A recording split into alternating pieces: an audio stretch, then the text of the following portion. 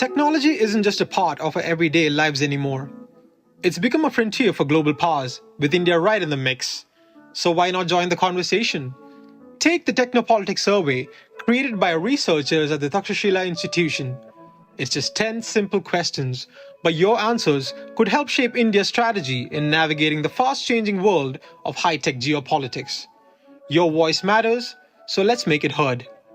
The link is in the bio.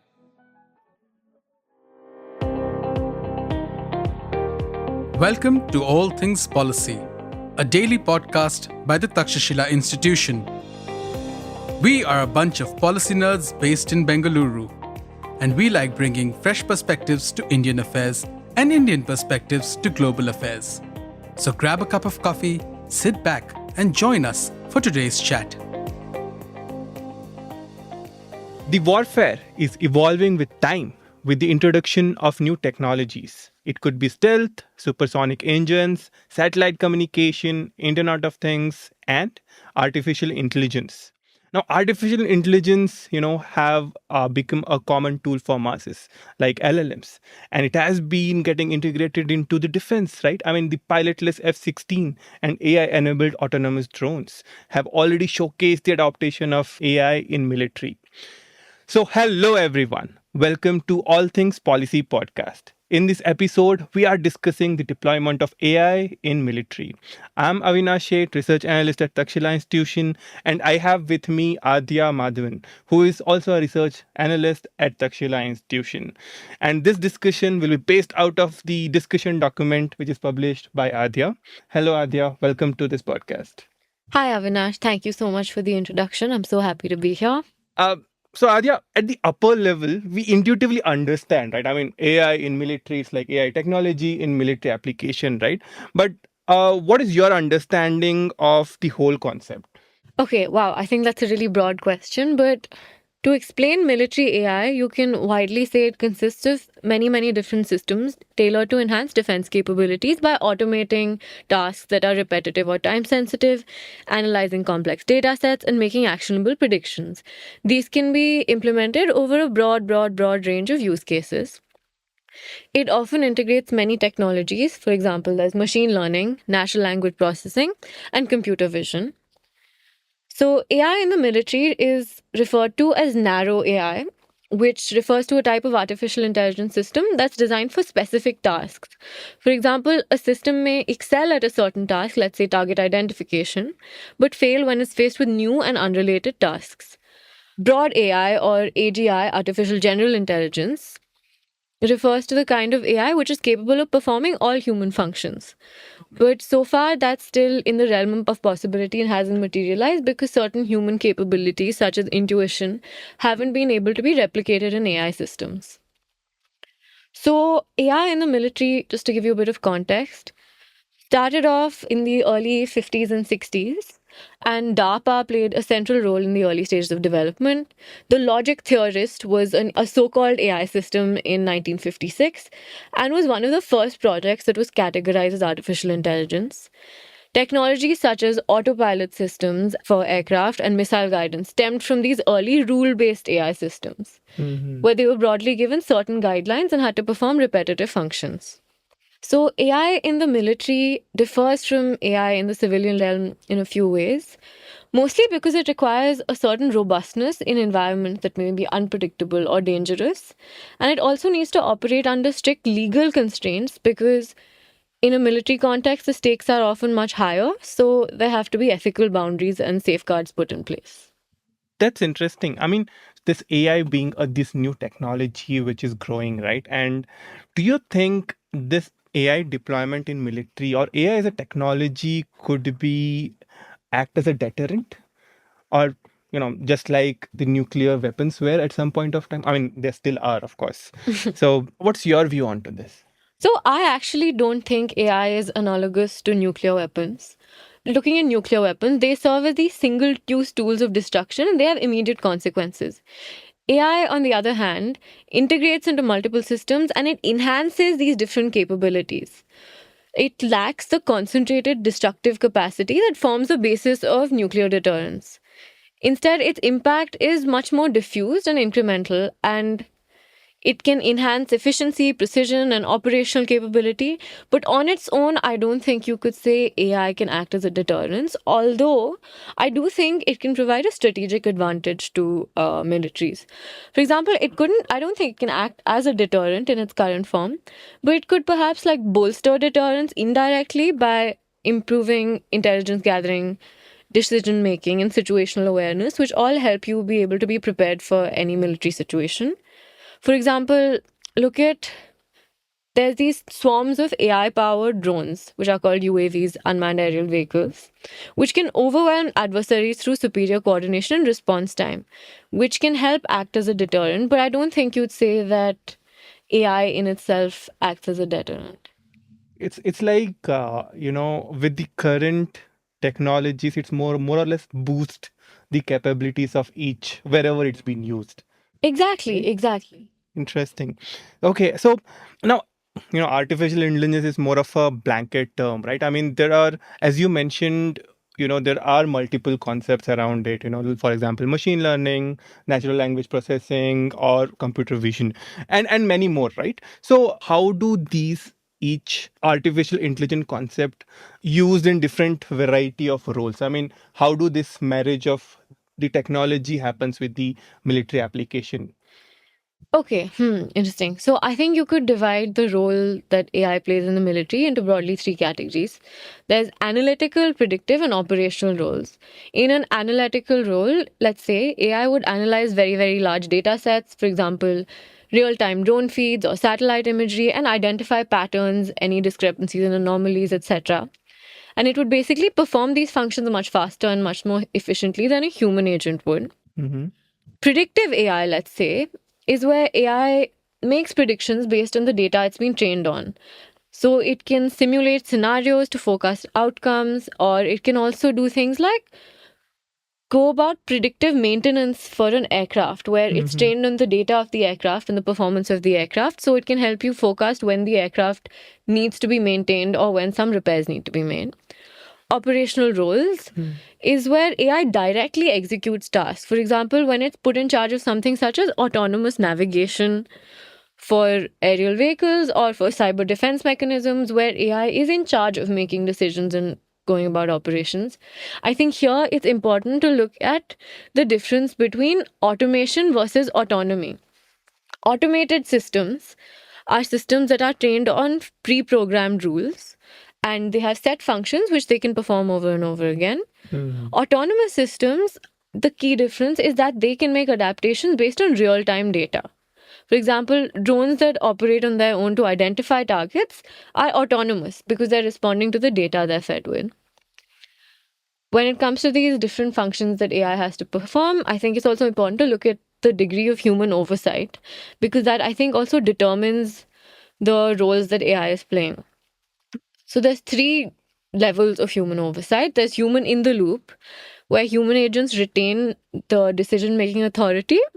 Okay. There's human on the loop, where AI operates semi independently, but there's human supervision. So an AI system is working, but needs a final sign off from a human supervisor. And human out of the loop is where fully autonomous systems act on their own without any human intervention. So, a lot of operational functions that AI plays will be human on the loop or human out of the loop. Oh, okay. So you're saying if F-16 is flying autonomously, it will be more of a human on the loop and maybe human out of the loop in the uh, next level of advancement. I think so. But the issue with human out of the loop is because there's so many ethical considerations. Mm, And I think by and large, people are much more comfortable with human error than error in the hands of AI or a machine. So correct. I personally think some degree of human oversight is required as of now, looking at the way the technology exists, because it is capable of making certain errors. Interesting. I mean, thanks for, giving us this detailed information about how different ways AI can be used in the military, right? Uh, Coming to this, let's get into the current global geopolitics, right? I mean, now we have seen, lot of development has been happening now in the space of semiconductor and air power, right? I mean, it's more or less like a arms race which had happened during 1960s, 70s for the outer space and even for the nuclear weapons and so. So, what do you think the arms race on AI? Who is dominating? Who are the players? What is happening around?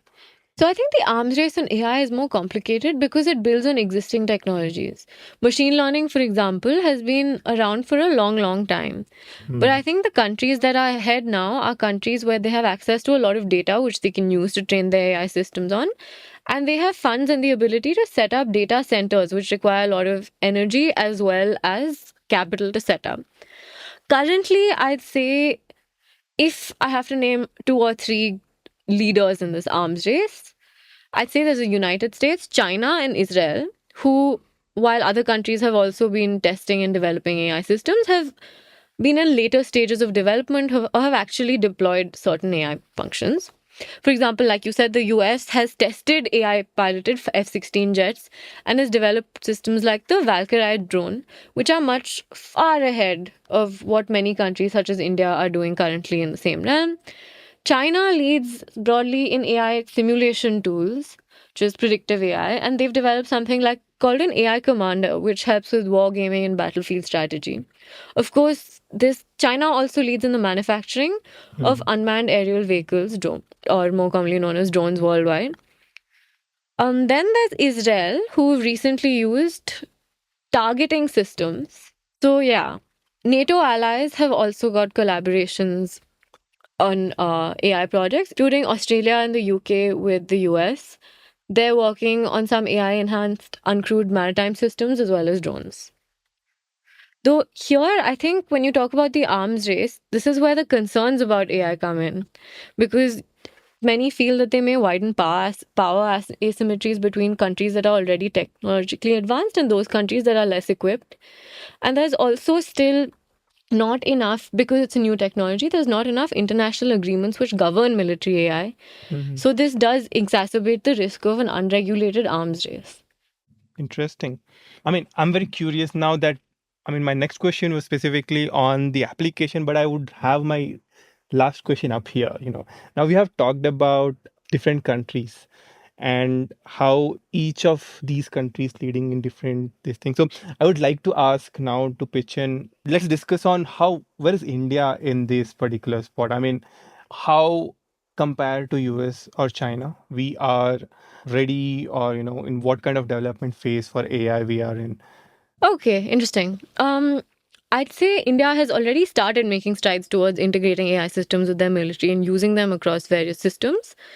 But they're still relatively behind in terms of the advancement of their products. Maybe some of our AI systems have started being developed, but they're in relatively earlier stages of R&D.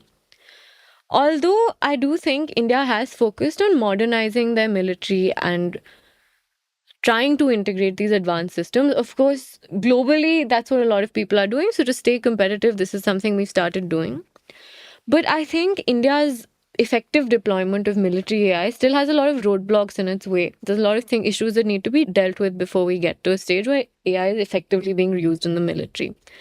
For example, the most obvious hurdles I can think of are a lack of digitized data. You need data to be publicly available, or in this case, not publicly since it's for the military, Yeah. but there have to be large amounts of data that AI systems can be trained on.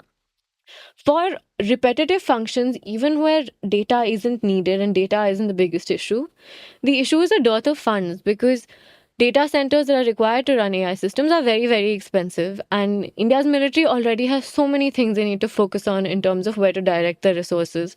For example, we have legacy hardware. If you look in terms of aviation, for example, and we need to do things such as replace older aircraft with newer models, which is expensive in itself. Otherwise, our legacy hardware isn't competitive anymore, and it needs a lot of focus on replacing it and upgrading it. There's many other hurdles, but I think one other issue that is in the way of developing and deploying military AI is the fact that India largely relies on the public sector for defense. Correct. And this has been seen in many, many sectors, because Despite the misconception that most of India's defense manufacturers are public sector companies, there are private entities and startups that produced advanced and high quality systems. So, to be able to equip the military with the best systems at enough scale, I think we'll need more public private partnerships as well. Or, let's say, an introduction of private competition.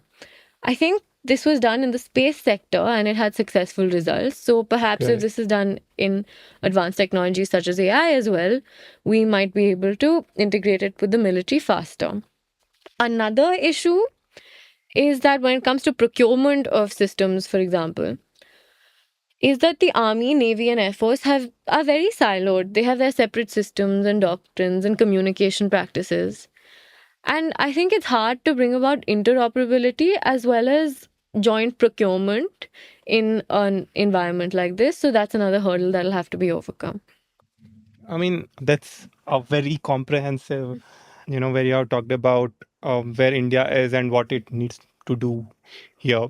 Now, going back to the technology itself. So, I would like to ask, like, we talked about the AI technologies being used. What kind of AI technology is being used? We talked about the arm race, geopolitics itself. Now, this is one last thing I want to ask, was to understand in what ways AI is used in what kind of military application. Like, I totally understand in terms of, autonomous flying, where F-16 and, let's say other drones are flying. And so, but in terms of, and I assume there's going to be a lot of use cases where AI could be part of, right? I mean, in and off battlefield. So I would like to know about this. Okay, so let's say we look at it broadly in terms of battlefield applications and behind the scenes applications. So on the battlefield, there's functions such as autonomous vehicles, which are able to navigate these terrains. There's drones that Ukraine has that detect landmines and they map terrains. There's also targeting systems, such as Israel had this system called Lavender that we talked about a little bit earlier, which was able to identify targets for airstrikes. Whereas then there's another one called Where's Daddy by Israel, which tracks individuals for real time engagement. So you can have multiple forms of autonomous vehicles for battlefield applications, as well as autonomous weapons, which is something which is filled with ethical considerations. And I think that it's up for a lot of international debate and speculation because autonomous weapon systems are very, very dangerous in that if you're trusting an AI system with the ability to pull the trigger, you have to be completely sure in its ability to not make errors, which is something I don't think we're there yet. Hmm. In terms of more behind the scenes applications, you can use AI for many, many things. For example, you have logistics, where unmanned ground vehicles can help supply chain convoys navigate these terrains and minimize human risk in terms of delivering resources to the front lines. AI also helps with healthcare behind the scenes in the military. Now, there have been AI triage systems that have been developed which prioritize patients, especially in high casualty scenarios and critical patients. The US, for example, has developed this thing called Appraise HRI, which is able to perform a lot of medical functions, diagnostic functions, faster than human doctors would be able to in these scenarios. And Okay. even if you're using them in along with human doctors in tandem with humans, I think it helps to have something which is able to analyze this medical data faster and speed up the process. AI can also be used for cybersecurity. And I think this is a really useful place to utilize it. And I think this is actually likely to become much, much more relevant in the coming decades, especially with cyber threats becoming more common. The US Air Force, for example, uses AI to identify cyber threats in real time. And this is much faster than any human hacker or computer guy would be able to do sitting there. So I think that's a useful function. These are just some of the examples of how AI can be used. I think that's the beauty of any new technology. It's that as you start using it, you can see many, many functions and you can come up with more and more creative ways to implement it in different sectors. Interesting. So let me talk about the other technologies. These technologies like, let's say, GPS, technologies like internet, and technologies like computer itself, it was something which was developed for military and then later, used for the civilians, right? But AI, even though, as you mentioned, it was part of this autonomous, DARPA's project, but still, if you see the very huge use of AI is right now civilian, and now it has to adopt to the military. So what is your thought in this reversal? I mean, you have any views onto this? So I think there's an interesting analogy put forward, which is the idea of a general purpose technology. I think it was put forward by this guy called Jeffrey Deng. He's done some great work. You should check it out. General purpose technologies, or GPTs, are technologies that can revolutionize multiple sectors. Let's say, take for example, electricity or steam, which cascade down and can be used in various complicated forms of functions, and they can be implemented across sectors. And I think they tend to be civilian innovations which can then be adapted for military use and not the other way around. Interesting. Yeah. AI as a GPT is also something that's up for debate, but I think it's the most useful analogy to explain how AI is likely to be used going forward. For example, let's look at some civilian innovations just off the top of my head, which could be adapted for military use. And I'm sure they have been, but a lot of this information isn't available to the public also. Let's say Amazon, for example, has incredibly organized supply chain optimization using AI. And I think that could inform military logistics in terms of managing fuel, ration, and ammunitions in zones that are hard to access. Or Tesla has this autopilot technology, which everyone talks a lot about, which can also be used for things like the same technology can be implemented in autonomous convoy systems for delivering supplies to the front lines in the military. So I think, yeah, AI, like any other technology, can be used to change the way different functions work, not just in any one sector. And that's why I think the GPT analogy is a really useful way to look at it. Interesting. Yeah. So it's more like the technology like electricity, steam Yeah. engines. Yeah, I would say it's more like electricity than a nuclear power, which is another analogy that's usually used a lot. Okay.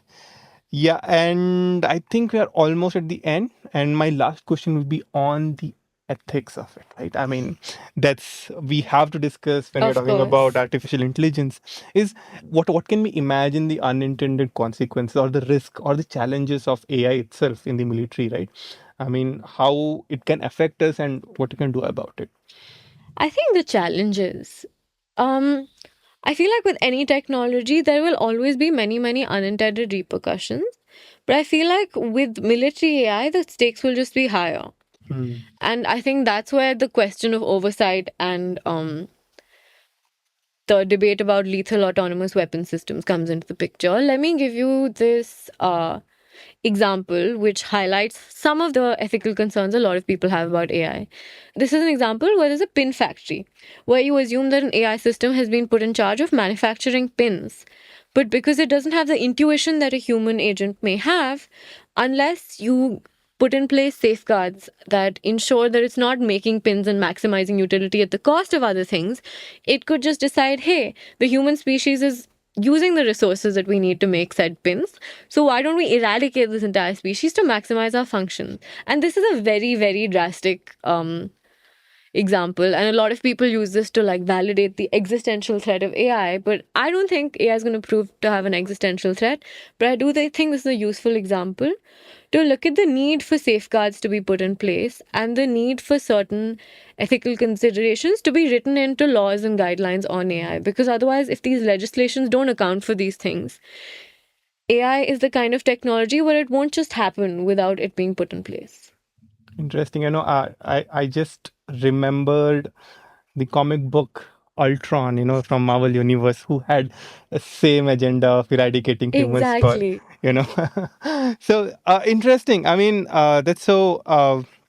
I think we are at the end of our podcast. And before we stop, I would like to leave our audience with this final question of what do you think the future of military AI technologies look like? And second question would be what should be India's priorities in this? And thank you, Adya. It was a great discussion with you. And, I really thank you for being here and giving us insight on the military AI technologies. Thank you. Thanks a lot. Thank you, Avinash. That was great. If you liked our show, dive into Takshashila's research on technology, strategy, and economic affairs, check us out at our Twitter handle @TakshashilaInst or our website takshashila.org.in.